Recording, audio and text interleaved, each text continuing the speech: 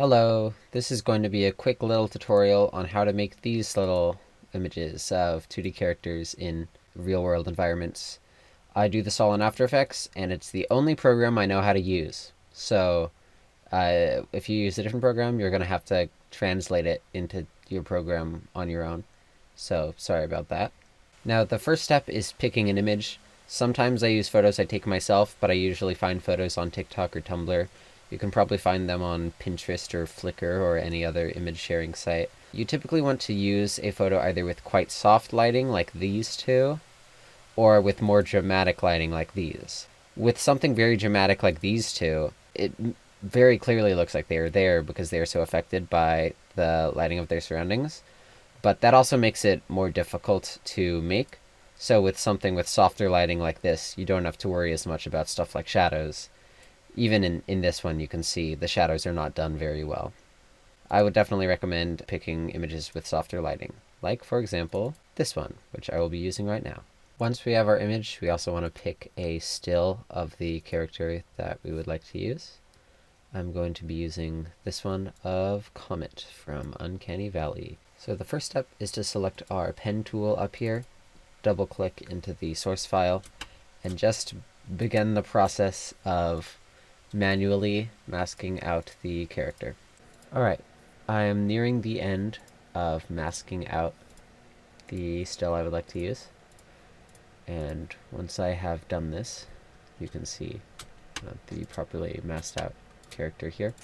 In my case, there are some things I would like to paint over, namely, the base of this foot here that gets cut off by the bottom of the page, and these little tufts of grass. So I'm going to select my brush tool and double click again, and once you paint, it opens it in the paint mode, which gets rid of that little outline.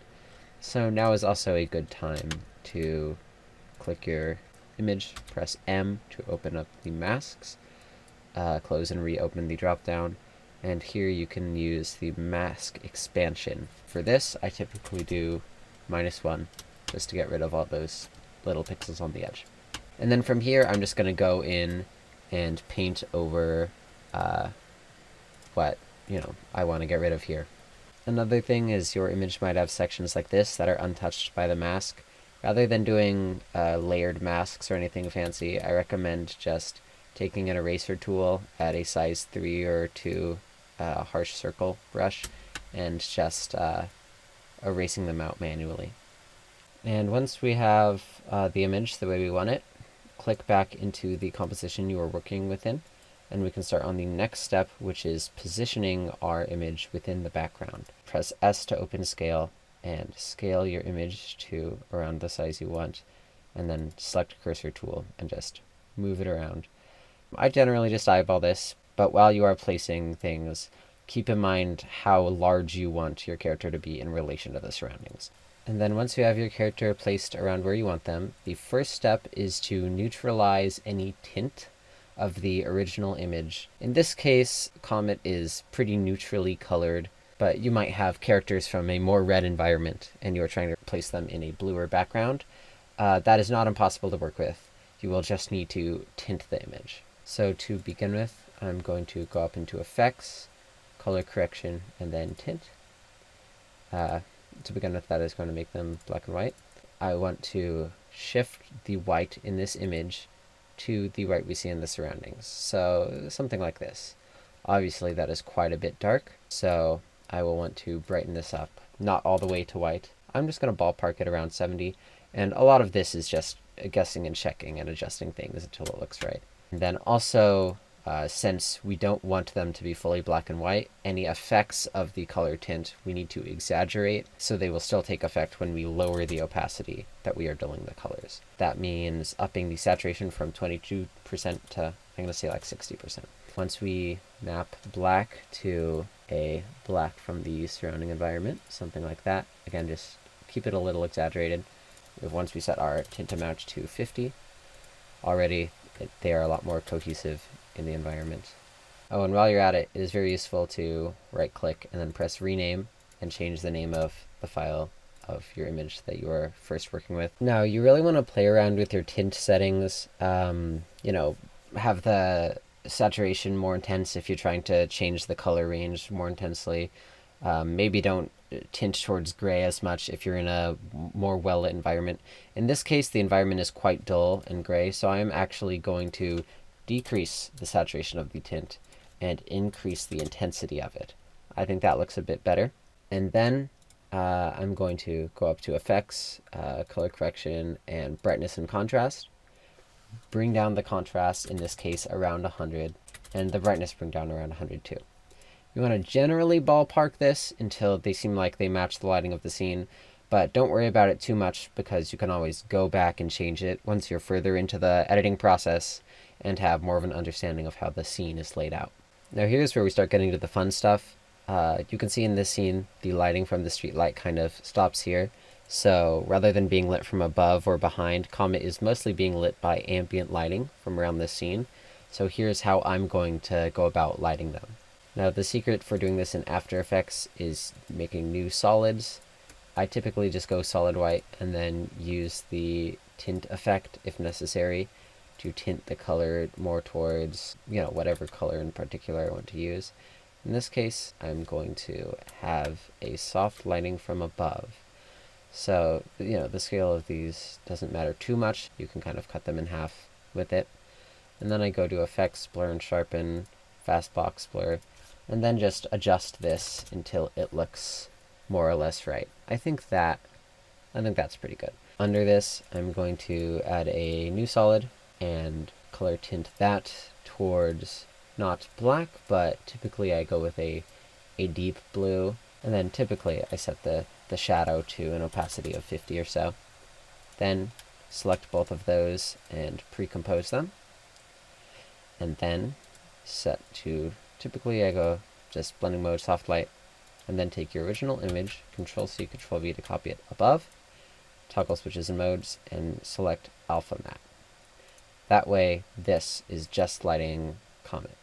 Then once we have this set up, mess around with the opacity. I think in this case I'm going to go with around 50. And I believe this is lightening Comet too much for my taste. So I'm going to go back here and up the opacity of the background all the way. And then all in all, they're too light for this scene. So I'm going to go to the original image, pull out my brightness contrast, which I seem to have deleted on accident. And I'm actually going to darken them even further, perhaps to minus 140. Now here's the most difficult part of the process. I probably don't do it in the most efficient way, but this is just the best way I know how. I create a new solid, center my frame, eyeball where the character is, go into the eraser tool, click onto the source, erase a segment here, and go back and guess and check around where in the image our character is, and just erase out a little window in this white solid for them to stand in. So when we go into brushes, select, something round and soft, for this case, maybe 65, and I'd go to paint and set the opacity to maybe 30. We can begin painting out a shadow. Now thankfully, because this is a bit of a soft background, we don't need to worry too much about it being perhaps the best drawn thing of all time, especially as we blur it out and such. And by the way, I would recommend at this point sending this to blending mode multiply, just so you can see the shadow there. But immediately I can tell that is far too long, so I'm going to get out my eraser tool, set it to maybe around 65, maybe around 100 as well, and just erase away some of that gray. Just keep checking back, and just generally try and get something that kind of matches the shape of the character. And then once I have that around the way that I want, I will select my cursor tool, move it roughly where I'd like to place it, drag it on the timeline below the base file, and mess around with the opacity. In this case, I think I'm going to put it at around 40. And then our final step is to take this file here, go into Effects, Blur and Sharpen, Gaussian Blur, I don't know how you pronounce it, to be honest, and you want to zoom in and compare the blurriness of harsh lines in the drawing to harsh lines in the photo. So in this case, you can see around how blurry those edges are. If I go to something like 5, you can compare the line between this, the line between those. That's a little on the lighter side. Some photos I'd recommend blurring more, but I think that's pretty good for this scene. And then also you want to take that and apply it to this one as well, just so those edges of the lighting are a little blurred. And then that's kind of it. Now you have your little guy in your image. And as for how I do more dramatic lighting, like in this one, for example, the same way that for this, I just had a blurry light and a solid on the bottom to create the light over them, you can go in with the paint tool on a solid and make something more complicated.